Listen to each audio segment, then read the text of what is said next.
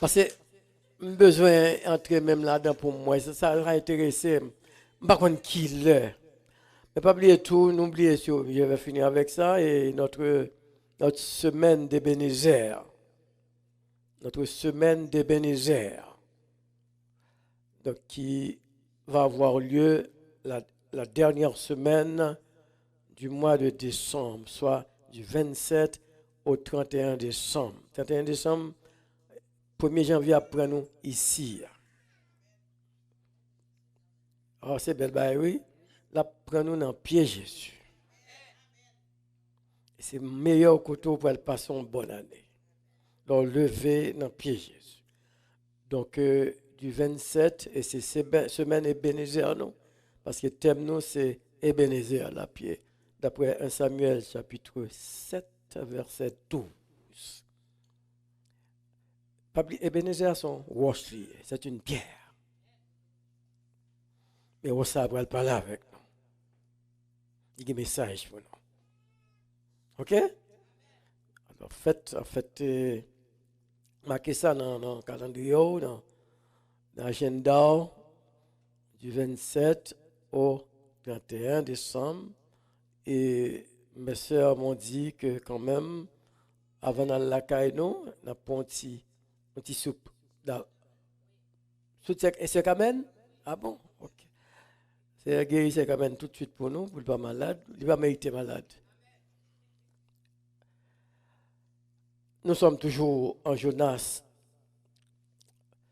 chapitre 4, avec la question posée par l'Éternel à son serviteur. Nous avions parlé d'une question poignante, en quelque sorte. Tu as eu pitié d'une petite plante qui a grandi une nuit et qui a disparu la nuit suivante.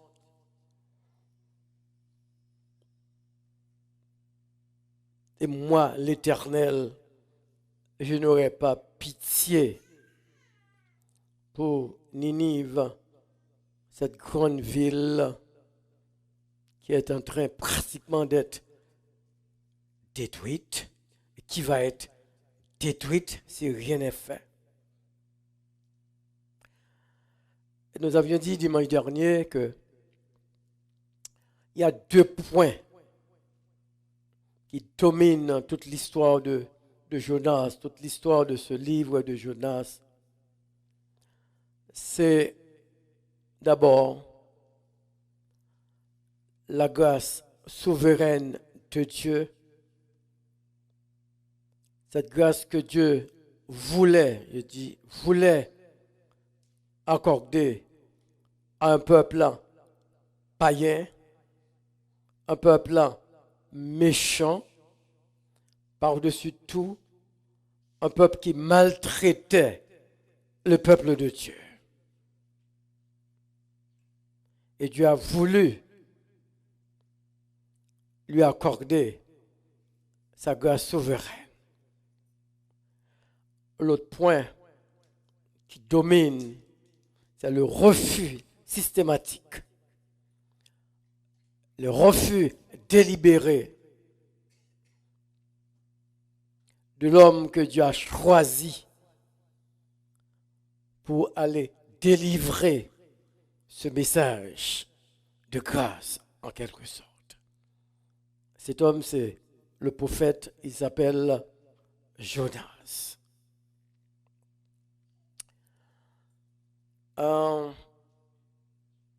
Jonas a refusé.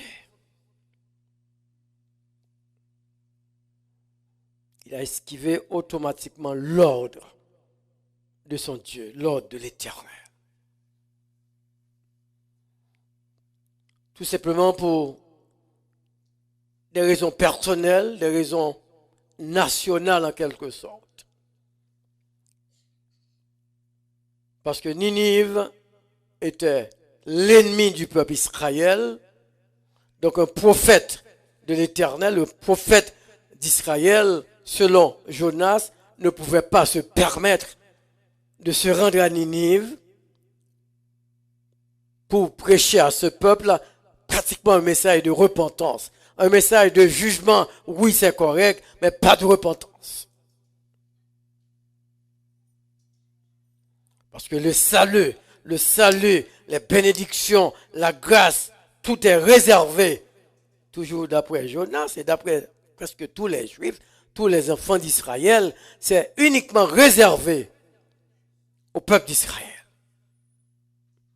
Vous remarquez, il n'est pas seul, Jonas, avec ce comportement. Jonas n'est pas seul.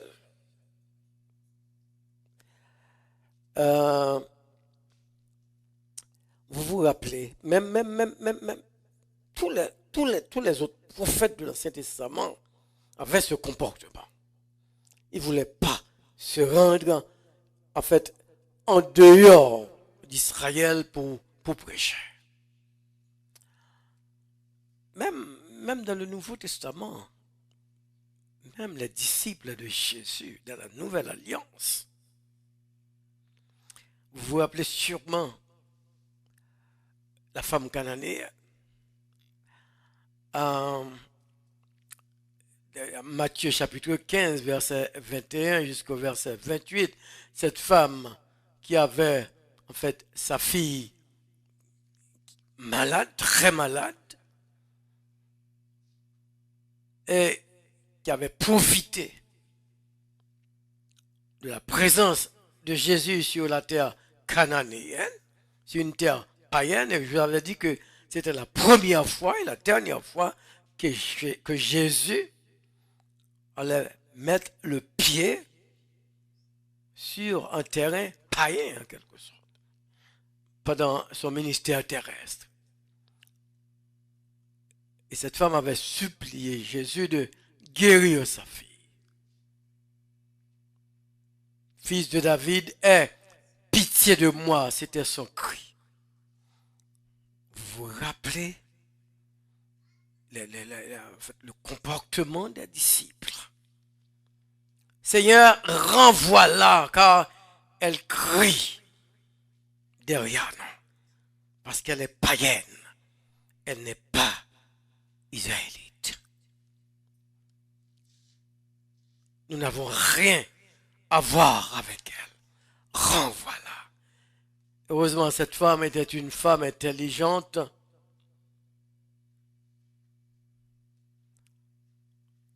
Pratiquement, elle a dit aux disciples, je ne crie pas derrière vous. Je crie derrière le Maître. Je crie derrière le Sauveur du monde.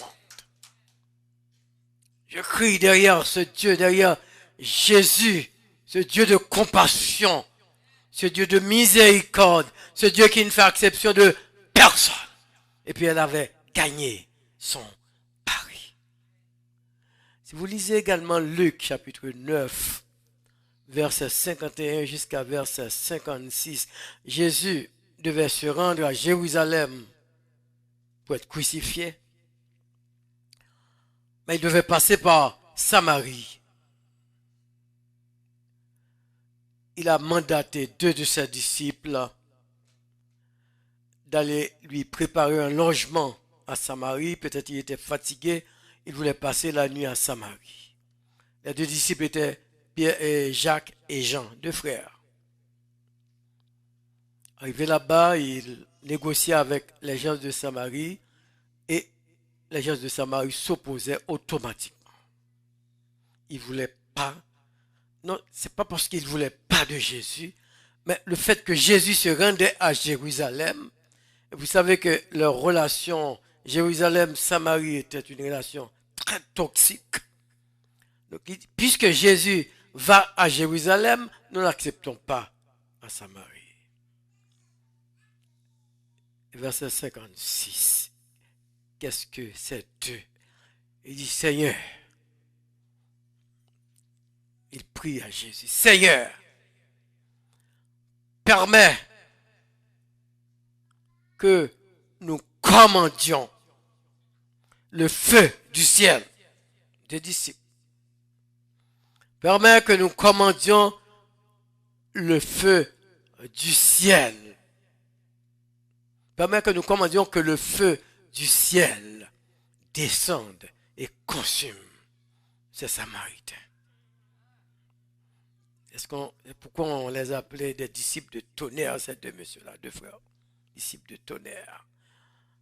Donc, en fait, c'était pratiquement coutumier chez les Juifs.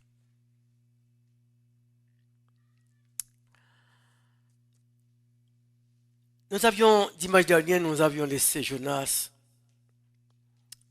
au fond de la mer, dans le ventre du poisson. Quelle est donc la suite des événements? J'aimerais que vous soyez avec moi. C'est ce que nous allons voir ce matin. Dans le deuxième message sur Jonas. Mais avant, j'aimerais attirer votre attention sur, je dirais, deux principes spirituels dans le livre. Deux leçons spirituelles. C'est dans le chapitre 4 et dans notre verset. Regarde dans le verset. Regardez la même, regardez. Est-ce que vous voulez lire ça avec moi? Et moi, je n'aurai pas pitié de Ninive, la grande ville, dans laquelle se trouvent plus de 120 000 hommes qui ne savent pas distinguer leur droite de leur gauche et des animaux en grand nombre. Quand la Bible dit 120 000 hommes, dans ce temps-là, c'est sans compter les femmes et les enfants. Donc on peut parler de 600, 800, même 1 million de personnes à ce moment-là. Parce que ce peuple-là peuplait beaucoup, en quelque sorte. Voilà la remarque. Et c'est l'Éternel qui dit, ces personnes, les Nivites, ne savent pas distinguer. Vous êtes avec moi? Ne savent pas distinguer quoi?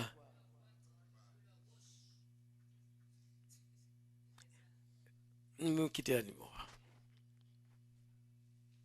Je vous avais dit que Ninive était une ville puissante, militairement très puissante. C'était une ville économiquement très forte. C'était une ville d'élite, une ville d'intellectuels. Une ville très, très développée. Et pour qu'un pays, une ville soit développée, ça prend de grands hommes. Vous êtes avec moi? Ça prend des hommes qui pensent pour ce pays. Ça prend de grands investisseurs.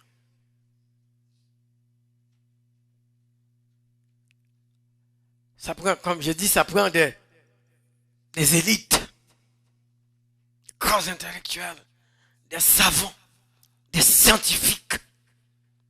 Et Ninive avait tous ces gens-là. Et voilà que l'Éternel le qualifie de personnes qui ne savent même pas distinguer leur droite de leur gauche. C'est une sottise extrême. C'est l'extrême sottise. Mon saute. C'est ça que ça dit là. C'est ignorance totale. Des personnes complètement insensées. Des personnes qui ne peuvent pas raisonner. Des personnes qui agissent par instinct. Pratiquement des animaux. C'est comme ça l'Éternel qualifié bon monde intellectuel grâce à ça. Oui. Est-ce que vous êtes là?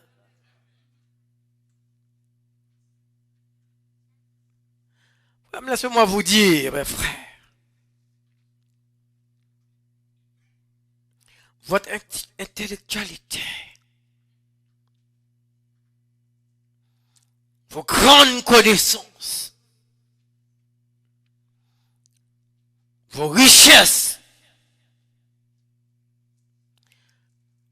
ne signifient rien aux yeux du ciel, ne disent rien au ciel dans la mesure où ces connaissances ne sont pas connectées avec la connaissance de Dieu.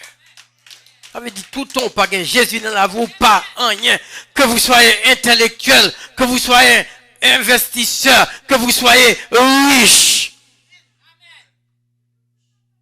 Au contraire, la connaissance de Jésus, la connaissance de Dieu, c'est le fondement.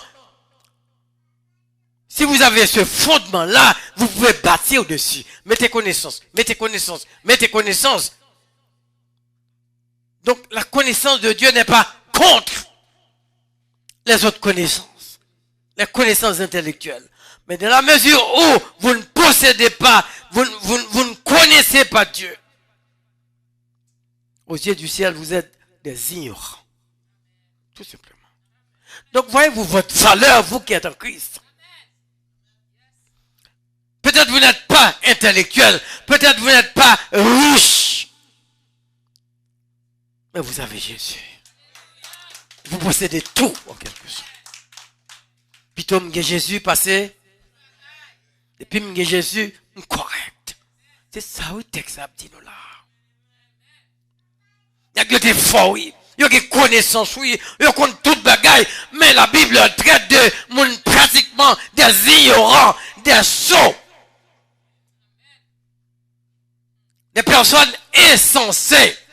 Des personnes qui ne peuvent pas raisonner. Parce que ce insensé, c'est fouillé. C'est ça Jésus te dit. Les insensés, riches insensés.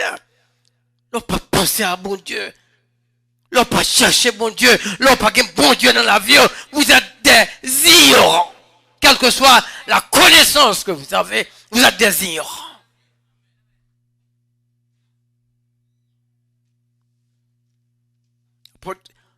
Saul de Tarse, avant d'être l'apôtre Paul, si vous lisez Actes chapitre 9, verset 1er, le texte dit Saul, respirant le meurtre des enfants de Dieu, des serviteurs de Dieu. Respirant, le mot c'est respirer. Qui dit respirer dit vivre.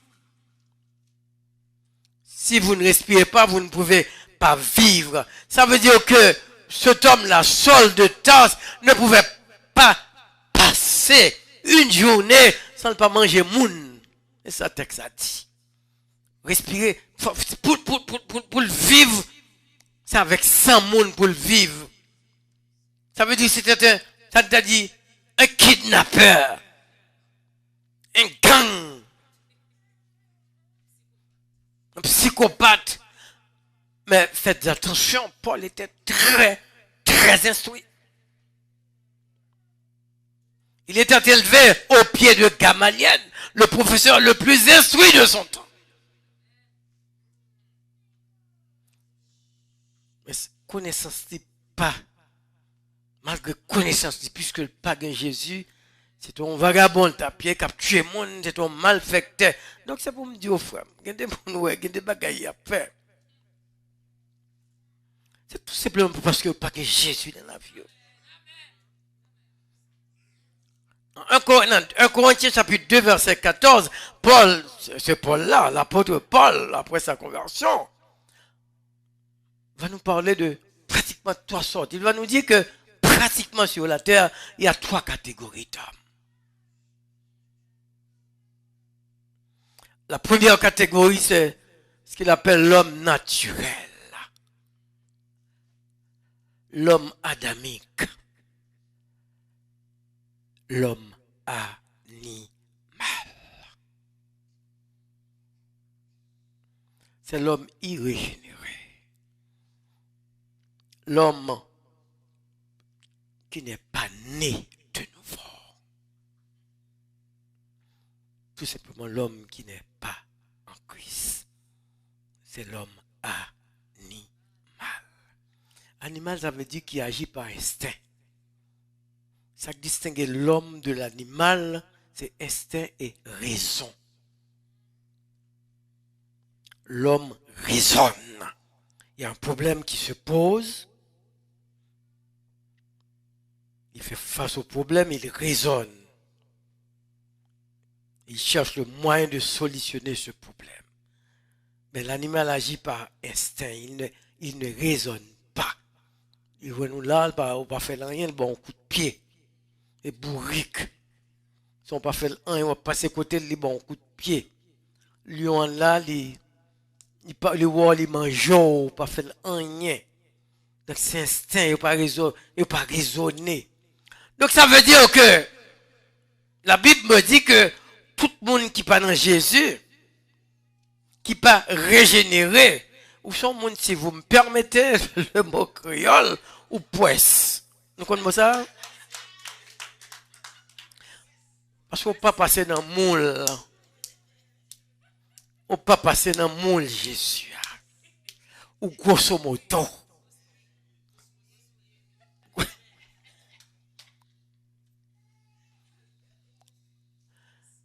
Ça ne doit pas nous étonner, là, regarder des personnes extraordinaires pour des actes à commettre. C'est l'homme animal qui travaille. Comme on a pris un revolver, passer la petite monde. C'est l'homme animal qui travaille. Il ne raisonne pas. Kidnapper moun, faire l'argent, l'homme animal.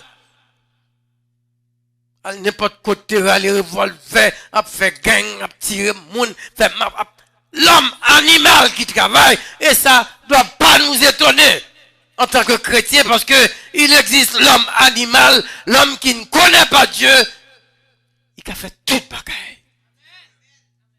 Ou même nous qui sommes en Jésus, en pile acte nous pas poser. Parce qu'il y a le Saint-Esprit qui nous dit, ah, faites attention. Faites attention. Ce crime que vous avez intention de commettre, ça peut entrer dans le programme Jésus. Parce que vous êtes l'homme régénéré. Vous êtes l'homme spirituel. Voyez-vous, ce n'est pas une question de race.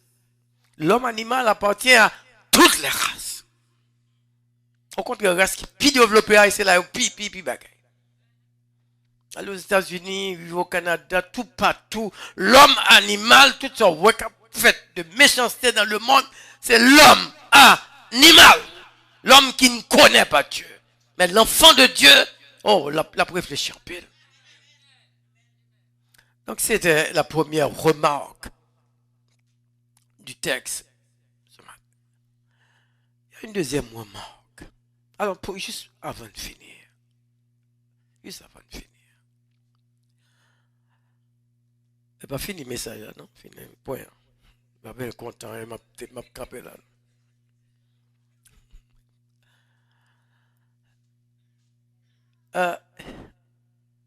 Nous sommes spirituels. Nous faisons partie de la catégorie homme spirituel parce que nous sommes sauvés par grâce. Donc faites attention à ce que nous commettons. Faites attention. Faites attention. Nous ne pouvons pas commettre n'importe quel acte. Parce que nous sommes hommes spirituels. Moulés dans le moule Jésus.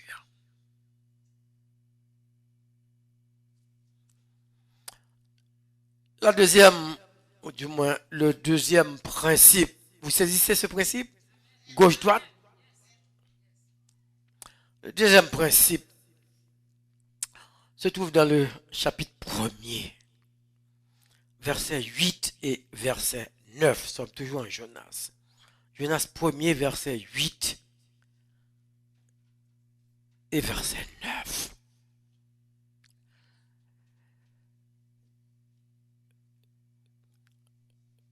Jonas, et voilà, c'est vous, l'on lit quand même, car c'est plus. Lisons ensemble. Alors, il lui dit, mais tout le monde, nous tout qu'on lit là, bon Dieu béni nous, on lit. Alors, il lui dit,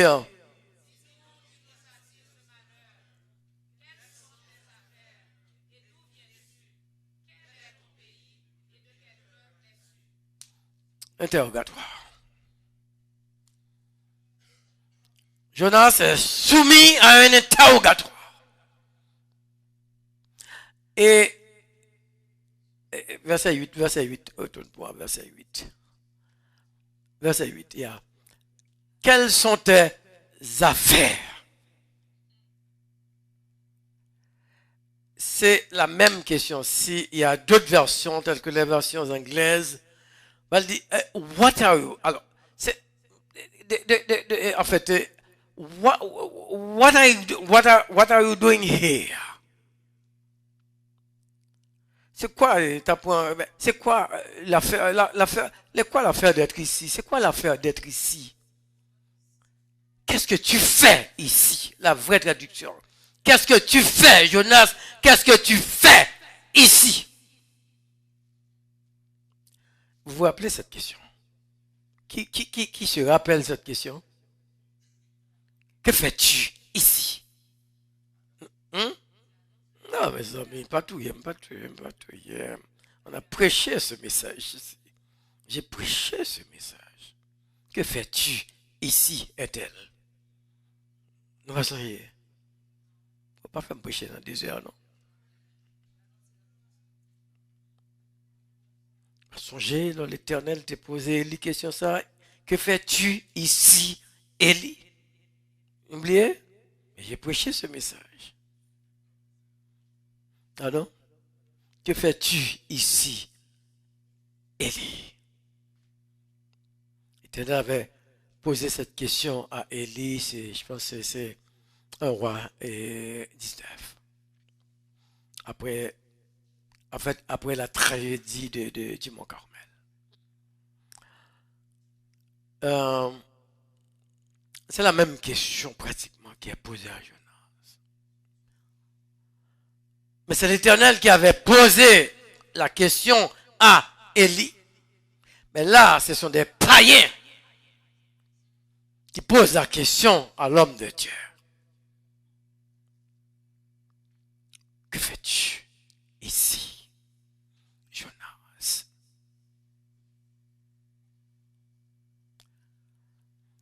Jonas, pratiquement, avec ces questions, il est au banc des accusés. Au banc des accusés. Il est en jugement, en quelque sorte. Il est interrogé. À peu près 4. Une question composée d'une grappe de questions.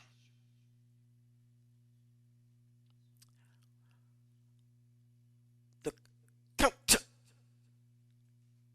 l'Éternel ou bien les matelots posent cette question, tout simplement, ils vous disent que ta place n'est pas ici. Tu t'es trompé de place. Que fais-tu ici? Ça va venir chercher là. Comment on fait là? Comment on fait là?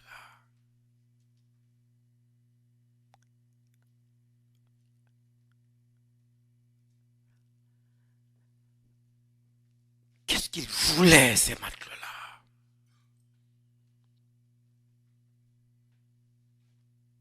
Ils demandent aux serviteurs de Dieu de s'identifier. De décliner son identité. Qui es-tu?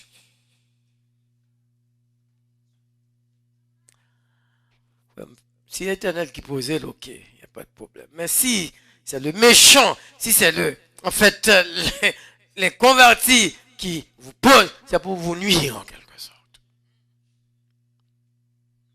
Cherchez la pièce, vous pas de doué là, ça en fait là. Il mangeait, il dit levé, il va manger, il était à poisson. Mais l'ennemi, les convertis, c'est l'ol pont comme ça, c'est détruire, la besoin de détruire. Il était gantant, il était cellulaire, et puis, et d'un matin, on en rond. Prochain, on a le mariage, on connaît, on a mariage, on a dansé contre eux. Qui dit, on va, dit, moi-même. Et puis, on va voir toute planète là. Mais on ne pas prendre chance en pile bagaille, pas prendre chance en deux. Parce qu'il a demandé qui es-tu? On compte faut décliner identité. Faut dire qui nous y est en quelque sorte. Qu'est-ce que tu fais ici? Pourquoi tu es avec nous? En pleine détresse, en plein danger. Jonas est questionné.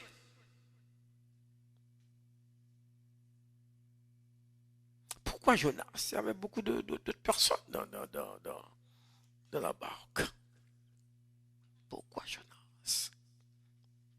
C'est vrai, disent les matelots, nous sommes dans le même bateau.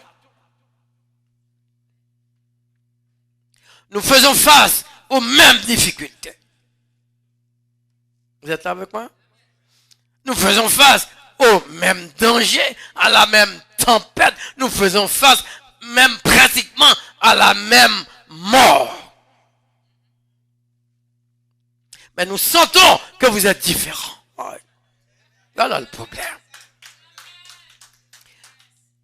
Nous sentons que vous n'êtes pas pareils. Ouais, nous sentons qu'on bagaille qui pas marcher avec vous. Tu nous bouleverses.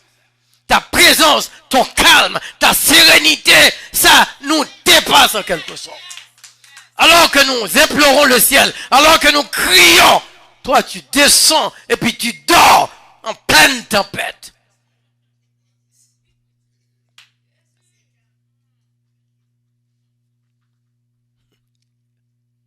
Alors que tout va mal. Pour toi c'est pleine paix, Jésus. Pleine, parfaite paix, douce paix. Même en marchant dans la plus sombre nuit.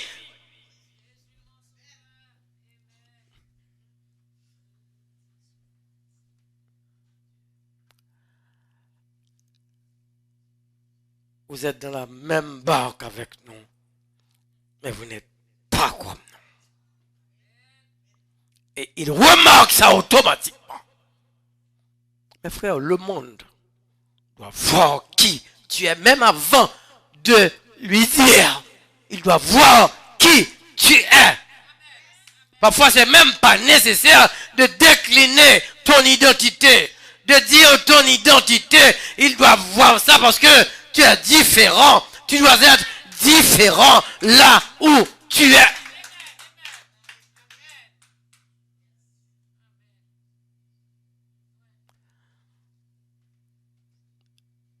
Je rappelle un témoignage de pasteur de feu, pasteur Georges Morissette. Il a dit qu'il était dans un autobus. Il allait au travail et puis il y a une sœur évangélique qui lui offrait un traité évangélique.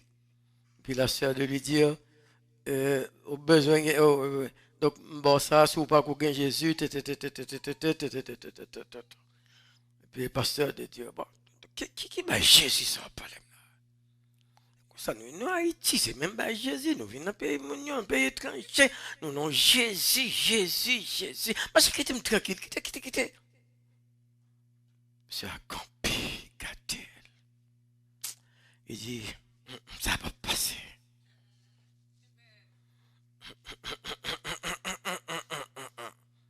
La sœur de lui dire, de la façon dont tu m'as parlé, tu es en Jésus. Et il dit, le Saint-Esprit, l'Esprit m'a dit que tu es enfant de Dieu. Malgré façon baléa. Parce qu'on peut parler avec conviction sur petit. Pas aucune conviction. On peut sentir en Jésus qui est en dehors de Jésus. Ça a tombé rire. Et tu as raison. C'est l'apôtre Paul qui nous dit en Romains chapitre 8, verset 16. L'Esprit dit, l'Esprit rend témoignage que nous sommes enfants de Dieu. Ça veut dire que quand on paraît, c'est l'Esprit a dit mon nom. Depuis vous paraître, l'Esprit dit que vous êtes différents. Pas besoin de parler, quand on pas même besoin de parler.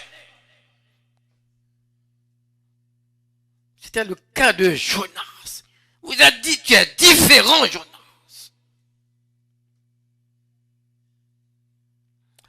Frère, comme on dit, nous faisons un peu expert, nous avons pile côté. Non seulement non, parce que j'avais dit, nous sommes, comme dimanche dernier, géolocalisés et nous sommes identifiés automatiquement. Nous sommes identifiés. Parce que nous sommes une nation sainte, un sacerdoce royal, un peuple acquis. Nous sommes différents des autres parce que nous avons Jésus de Nazareth.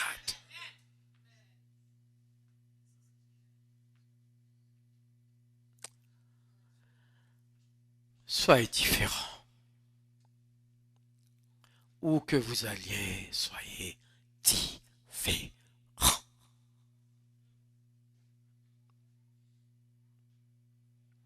Si vous devez vous identifier, quand même, si on vous demande qui êtes-vous, on va vous demander ça. Il y a certains moments, on va vous demander de vous identifier. Soyez prêts. Vous n'êtes pas étonné. Jonas va s'identifier. Jonas va répondre. Il y avait quatre sous-questions. Jonas va répondre par 2, verset 9. Il va tout simplement dire, je suis hébreu. Est-ce que là? Et sa question est extrêmement intéressante. Ou du moins sa réponse est extrêmement intéressante. Je suis hébreu, c'est-à-dire je fais partie du peuple de Dieu. Je fais partie du peuple élu de Dieu.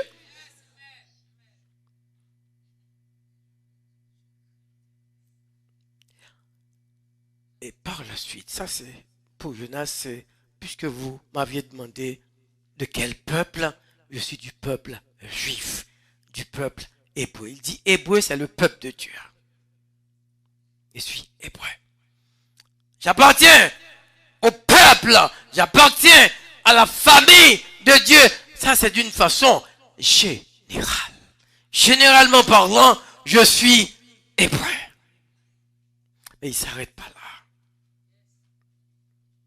Il va dire, Ken s'est remplacé dans la version originale par j'adore l'Éternel. Est-ce que vous êtes là? Non seulement je suis hébreu, ça c'est général, mais personnellement, je suis un adorateur. Oui, j'appartiens à l'église Nouvelle Vision.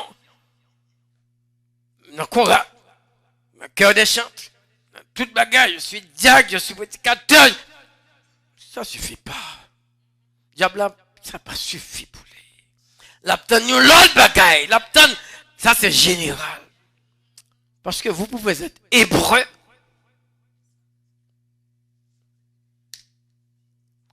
Là, il avance, Jonas avance pour dire, non seulement je suis hébreu, mais j'adore. Je suis un adorateur. C'est vrai. T'as oublié, je suis dans la désobéissance. Est-ce qu'il y a de là, est-ce que là? N'est-ce qu'à dire ça, oui. N'est-ce qu'à dire adorateur, oui. Je suis dans la désobéissance. Et c'est ça que pour craser monsieur, quand il dit, je suis un adorateur du Dieu réel, du Dieu vivant. Ça veut dire là, qu'on contact, qu'on relation directe là. Et c'est ça que pour dire, monsieur, mettez dans la tête, là, moi, qu'est-ce que, qui sont dit nous là? Donc sa vraie identité est d'être un adorateur. Désobéissance. Dans la désobéissance. Adorateur dans la désobéissance. C'est pour vous dire, mes frères, mes soeurs, mes amis, qu'il faut faire un distinguo entre relation et communion. C'est deux choses, je ne veux pas dire complètement différentes. Mais quand même, il y a une différence entre relation et communion. Et c'est ça, Jonas, c'est ça la expliquer, monsieur. Je suis adorateur. Ça veut dire que malgré ma désobéissance, ça ne peut pas détruire ma relation avec Dieu. Laissez-nous là, nous là. Le mensonge que je commets ne peut pas détruire ma relation avec mon Dieu. Pas fait pour me commettre, non, mais si ça arrive, ça ne détruit pas, ça ne brise pas ma relation avec Dieu. Parce que notre relation avec Dieu, relation, c'est éternel. C'est relation ça, Christ est bon nous à la croix du calvaire. Rien. Mes brebis, je leur donne la vie éternelle et personne ne les ravira de ma main. Ça veut dire salut bon Dieu, bon là, libère-roule une fois pour toutes. C'est une question de relation. Parce que nous avons un nouvel acte de naissance. Nous sommes adoptés. Et nous faisons partie de la famille de Dieu. Nous sommes enfants de Dieu. Ce que nous serons n'a pas encore été manifesté. Mais maintenant, nous sommes enfants de Dieu. Et Paul va plus loin, puis dit, aussitôt que nous sommes enfants de Dieu, nous sommes scellés du Saint-Esprit. Je ne sais pas si vous êtes d'accord avec moi. Et c'est so indélébile. On peut pas retirer. Personne ne peut enlever ce sceau. Et Paul va plus loin pour dire que nous sommes scellés pour la rédemption.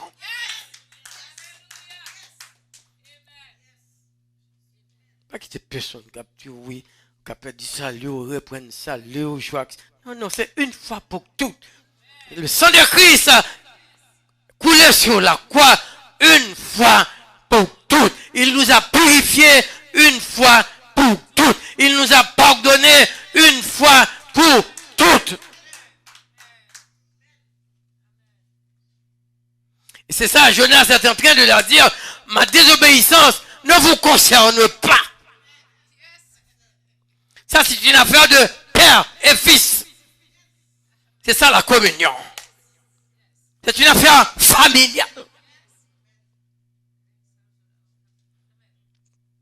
Parce que ma relation est scellée par le sang de Christ. Et sans ça, toujours. S'agissant de ma communion, oui. Je suis dans la rébellion, oui. Je suis dans la désobéissance, mais pas entrer là-dedans parce que c'est son bagage qui règle avec papa. Son bagage familial lié. Donc c'est sa communion. Petit tout, petit paka, ou maman petite là, jusqu'à la fin. Ou papa jusqu'à la finale. Pas gain, quel que soit fort. On doit dire qu'il y a des gens qui disent Chirac, des sens, pas besoin encore jouette. Ouais, le sang.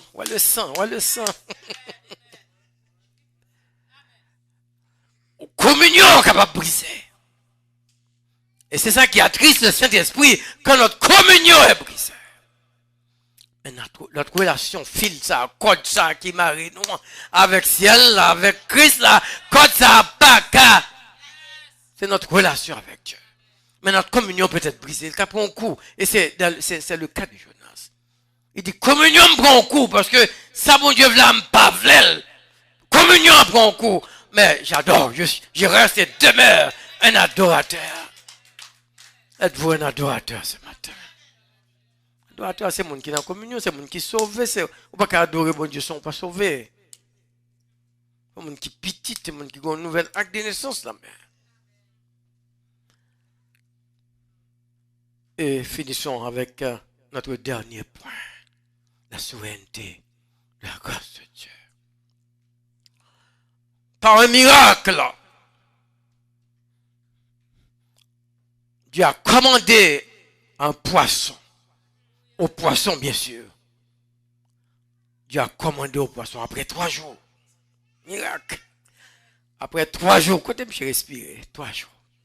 Après 3 jours, Dieu a commandé au poisson de vomir en Jonas sur la terre ferme.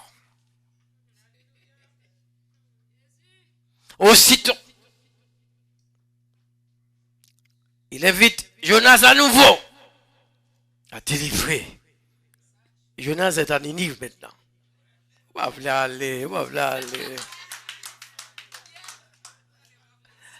Ah là là. Big boss la salle dit c'est ça. On va aller dans le bateau. Il faut aller en sous-marin. C'est pas ça? Qui était Kounyan, t'as dit c'est sous-marin. Tout le bagage qu'on a fait, c'est sous la Bible copiée. Poisson était un sous-marin. Là, il est contraint. Contraint. Pas qu'il est arrivé dans le bail, c'est bon Dieu, pour contraindre nous. Tout le temps, il a contraint nous. Il va bon parler nous. Arrivé dans le côté ça, il va contraindre nous, mentir nous, supplier nous. Bon Dieu, l'ol laissez vous pour faire bagay là, m'te dit nous ça. L'ol laissez vous pour faire que vous fait X, que vous fait Y, ou fait le bali. Parfois on fait de la douleur, mais on fait le bali.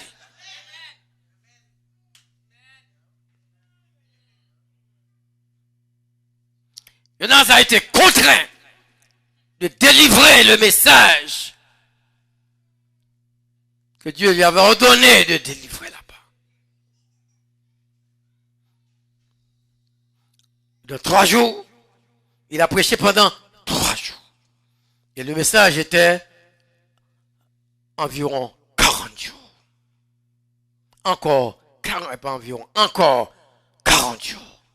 Ninive sera détruite. C'était le message de Jonas. Il n'a cessé de proclamer ce message.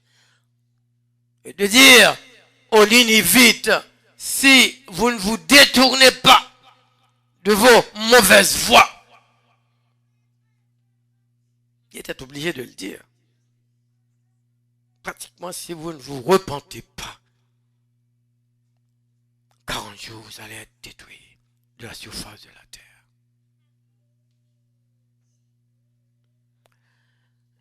Jonas, après 3 jours de prédication forcée, il attendait. Il attendait. L'incroyable là se produit. L'incroyable là se produit. Gardez une affiche pour moi, Jonas chapitre 3. Jonas chapitre 3. Est-ce que j'ai bien mon texte? Jonas chapitre 3. Ça, c'est la réaction des Ninivites face au message. Allez. Verset 5, à partir du verset. Il y a 5 et 10. 5 à 10. Jonas chapitre 3, verset 5 à 10. On va voir là. La semence a été plantée dans la bonne terre. On va voir ensemble, en lisant avec moi. Les gens de Ninive coururent.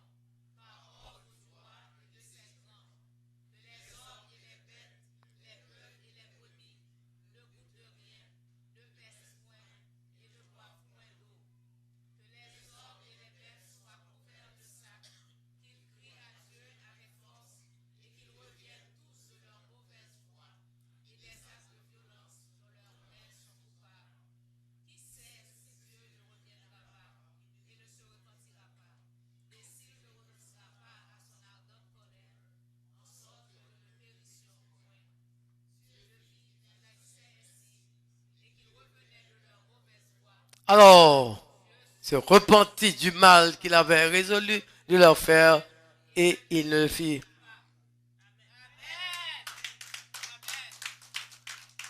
Le jugement est écarté. Ninive a bien répondu à l'appel de repentance que Dieu avait lancé par Jonas. Mais ce n'est pas fini pour Jonas. Jonas n'est pas d'accord avec Dieu. Ce geste de miséricorde de la part de Dieu déplut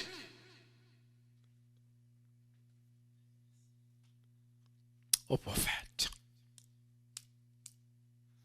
C'est parce qu'il a tenté de Dieu. Et on va finir avec chapitre 4, verset 2. Chapitre 4, verset 2. On va entendre Jonas. Chapitre 4, Gavin. Chapitre 4, verset 2. Il implorait l'Éternel et dit, Éternel. Ça, c'est Jonas qui parle. Après la repentance, après la suspension du jugement.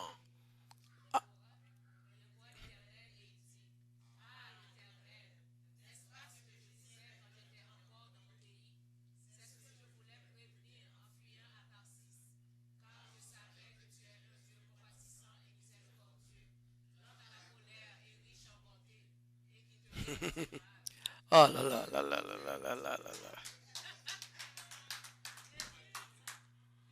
Il est obligé de confesser ouvertement son refus, la raison pour laquelle il ne voulait pas aller à Ninive. La raison inavouée, la première fois, il va dire pourquoi il ne voulait pas aller à Ninive. Parce qu'il n'était pas d'accord avec une quelconque repentance de ce peuple. Et pratiquement, c'est ce qui est arrivé. Le texte nous dit que pendant 2 fois, il a demandé la mort. Pendant 2 fois, il a demandé la mort. Dépression extrême. Dépression spirituelle. Dépression morale. Quand un homme de Dieu arrive à ce point, au point de demander la mort, c'est une dépression spirituelle. En même temps, une dépression morale extrême. C'est la limite extrême d'une dépression. Tout simplement, il ne voulait pas. Regarde ce qu'il a dit, car je savais. Est-ce que vous êtes là? Je savais, il connaissait tous les grands mérites de Dieu. Il connaissait tous les attributs de Dieu. Ses attributs de patience, ses attributs de miséricorde, ses attributs de compassion, ses attributs de grâce. Il connaissait, je savais qui es-tu. Je savais que tu es un Dieu de compassion. Je savais que tu es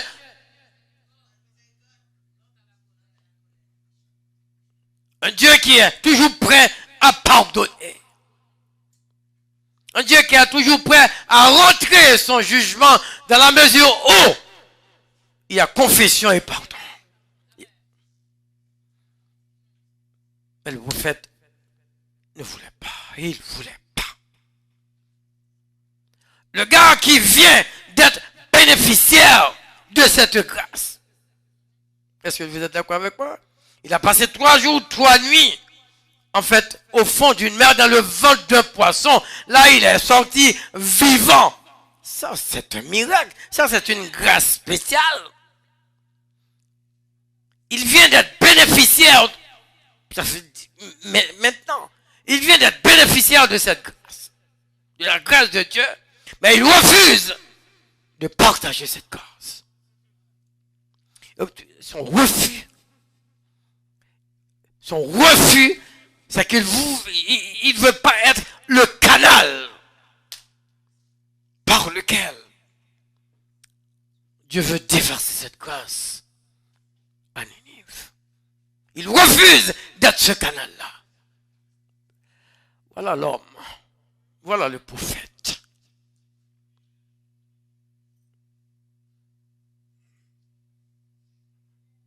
Voyez-vous un Jonas? Maman donne une réponse. Examinons un peu. Nous sommes bénéficiaires de tant de grâce de Dieu. Mais nous refusons d'être le canal. Refusons d'être le canal. Par notre égocentrisme. Par notre égoïsme. Nous oublions que nous sommes sauvés pour servir, en quelque sorte pour sauver les autres. C'est ça l'évangile. C'est ça l'évangile. Nous sommes bénis pour bénir. Vous êtes bénis et vous refusez de partager avec les autres votre bénédiction. Vous êtes guéris et vous refusez de prier pour les autres. Parfois nous sommes des jeunesses. Nous sommes des jeunesses. Bénéficiaires immédiats de la grâce de Dieu. Et non, l'Éternel vous a choisi pour transmettre cette grâce. Vous dites non, parce que la grâce c'est pour moi. Pour moi, comme Israël, tout est réservé pour moi. Il est temps que nous mettions de côté nos préjugés dans le service de Dieu. Pas de préjugés dans le service de Dieu. Pas d'égoïsme dans le service de Dieu. Nous sommes sauvés pour aller. C'est pas vous qui m'avez appelé. C'est pas vous qui m'avez choisi. Mais moi, je vous ai choisi afin que vous alliez et que vous portiez du fruit. Afin que vous alliez prêcher l'évangile partout avec toutes vos ressources. Vous vous rappelez le discours du grand ressuscité, du dernier message du grand ressuscité. Allez! Son message, c'était son dernier message aux disciples. Le premier message de la résurrection. Allez, faites de toutes les nations des disciples. Il veut dire aux disciples, laissez Jérusalem. Il est temps que vous laissiez Israël et que vous alliez partout dans le monde pour annoncer. Cessez d'être égoïste. Non, le salut est pour quiconque croit. Qu'il soit juif, qu'il soit grec, qu'il soit païen, qu'il soit canadien, qu'il soit haïtien. Le salut est pour tous.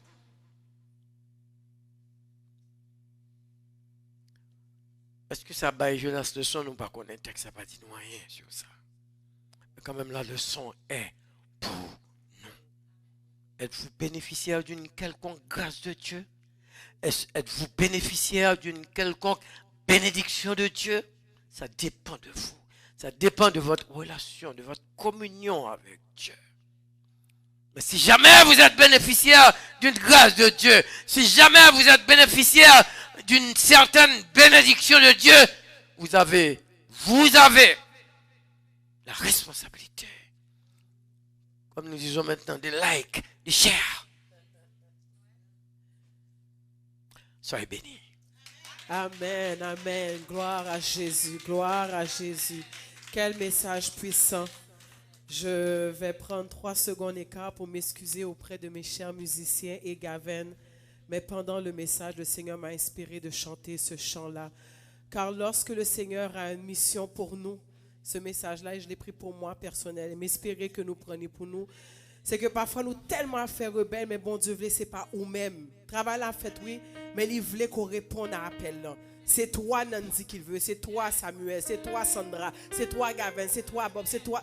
Chaque monde, bon Dieu, qu'on travaille, puis souvent nous dit, ah, chargez l'autre monde. Non, Dieu veut que c'est toi. Ne soyons pas rebelles à l'appel du Seigneur. Laisse-toi remplir du Saint-Esprit, laisse-le te guider. Il fera des exploits, mais à travers toi. Exactement. Bon Dieu, tu dois choisir tout le monde. Mais c'est Jonas que il prend malgré Jonas Pavlé. Et puis qu'on y a là, ouais, qui Jean là accompli. Faut te rentrer dans les livres, dans le livre saint, pour aujourd'hui capable de servir nous de leçons. Donc sur ce, nous allons rentrer dans le chant ça. Mais espérer que tout le monde qui l'a caillou, que nous là, pour nous capables vraiment quitter bon Dieu, travailler avec nous vraiment à 100%, pas à 10%, pas à 15%, à 100%. Il fera des exploits. Amen. Entends-tu, Jésus t'appelle. Viens au Sauveur, il t'attend.